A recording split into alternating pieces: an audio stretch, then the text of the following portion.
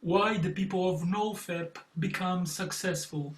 Well, first of all, you have to understand the reasons that those people are NoFap. Maybe it's because of religion. Maybe it's something philosophical. Maybe it's just because that person needs that energy to other things. Maybe it's because of moral issues. Or maybe because a mix of them, or maybe just because the person is depressed, for example, depressive. Whatever it is, first of all, it's important to respect. If someone wants to abdicate sexual life, including masturbation, sexual relations, pornography, no, sex relations out of marriage, for example, or pornography.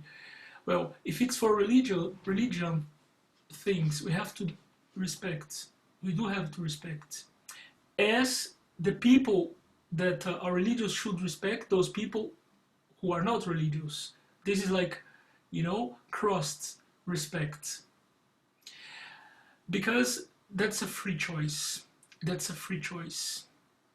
The second reason is because we decide what is better for our life. We decide that, and it's like a big strategy of life. And of course, it's known that sexual drive is something that controls our brain, our body, our spirit, and takes part of our life, for good or not good, for good or bad. It's reality, If it's for philosophical reason, we have to respect as well. So respect is the basis. If it's for moral, we have to respect. But pay attention, when I say respect, it means respect that someone decides that for his own life. We do not have to respect that people who try to impose that to others. Because what you do with your body is your problem. And if it involves another person, another adult person, if there is consent, it's still your problem. So, well, sexual life, it takes a lot of energy, and it gives a lot as well to the person. It gives a lot. It gives a lot of pleasure, a lot of self-confidence, a lot of interaction with someone. It brings a lot of comfort. It's like very important. By the way, lack of sex is difficult as well. If you don't find a way to sublimate that, it can bring lots of problems for you. So, of course, it's not a question of doing this for the whole life or doing that just for the sake of doing that. Because, lots of people, they are aggressive, for example, or hysteric. Freud studied hysteria, When you don't have sex and you don't find another substitute for that, you can have big problems. Especially of not being comfortable with the world, of blaming other people, being aggressive, etc. So pay attention to that. You really have to be careful about doing that. That being said, sexual life takes a lot of energy, and sometimes, for some reasons that I already mentioned before, someone can decide not to have sexual life.